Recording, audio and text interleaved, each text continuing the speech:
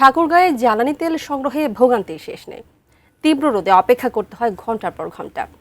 ভোগান্তি কমাতে no fuel card, no oil ঘোষণা দেন জেলা প্রশাসন। বিস্তারিত জানাতে পৌর শহরের মির্জা পাম্পের সামনে থেকে যুক্ত হচ্ছেন সহকর্মী MS সামাদ।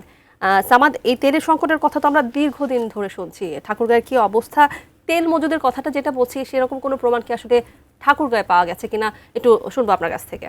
নিয়ে আমরা দেখেছি যে ঈদের আগ থেকেই এবং ঈদের পরে এখন পর্যন্ত এই যে জ্বালানি তেল এই সংকটের কারণে আমরা দেখেছি ঠাকুরগাঁয়ের সাধারণ যারা ভোক্তা রয়েছেন তাদের মাঝে আমরা একটা নাভিশ্বাস অবস্থা দেখেছি। এবং আজকে যারা আমার ঠিক পিছনে ঠাকুরগাঁও শহরের বেশ কয়েকটি ফিলিং স্টেশনে আজকে এই জ্বালানি তেল সরবরাহ করা হচ্ছে এবং যারা এখানকার তেল নেওয়ার জন্য অপেক্ষা করছেন অনেকের সঙ্গে আমাদের কথা হয়েছে, তাদের চোখের মুখে আমরা আলাদা একটা ক্লান্তি দেখেছি।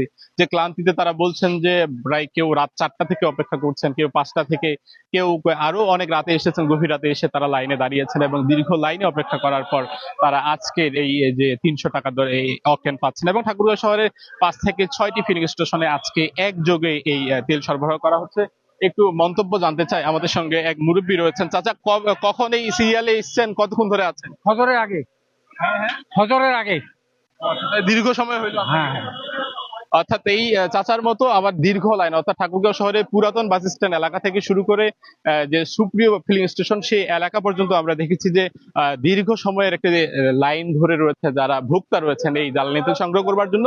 তবে জেলা প্রশাসনের পক্ষ থেকে নো ফুয়েল কার্ড এবং নো ওয়েলের একটি ঘোষণা আমরা দেখেছি। আমরা একটু কথা বলতে চাই, আমাদের সঙ্গে একজন সহকারী কমিশনার রয়েছেন, রয়েছেন ইমরান কবির। আপনার কাছে জানতে চাচ্ছি এই কতটুকু একসঙ্গে তো আজকে প্রায় 5 থেকে 6টি ফিলিং স্টেশনে তেল দেওয়া হচ্ছে, কতটুকু স্বস্তি দেখছেন এবং ফুয়েল কার্ড পেলে আরো কতটুকু স্বস্তি আসবে এই জনমনে?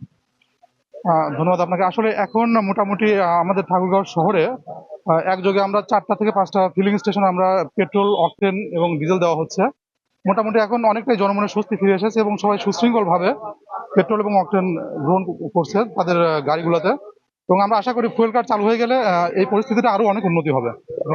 তো তারই আগামী যে 5ই এপ্রিলের পর থেকে ফুয়েল কার্ড, অর্থাৎ ফুয়েল কার্ড যারা পাবেন সে সকল সাধারণ মানুষরাই তারা ওয়েল গ্রহণ করতে পারবেন। এবং সব মিলিয়ে সাধারণ মানুষও চাচ্ছেন যে প্রতিনিয়ত ছোটখাটো ঘটনা ঘটছে এবং ফিলিং স্টেশনের মালিক যারা রয়েছেন তারাও হিমশিম খাচ্ছেন। সকলেরই প্রত্যাশা এই জ্বালানি সংকট মোকাবেলায় সকলেই যদি এগিয়ে আসে তবেই জনমনে স্বস্তি ফিরবে এবং স্বস্তিতে সাধারণ মানুষ যারা রয়েছেন তারা এই যে জ্বালানি তেল সেটি সংগ্রহ করতে পারবেন।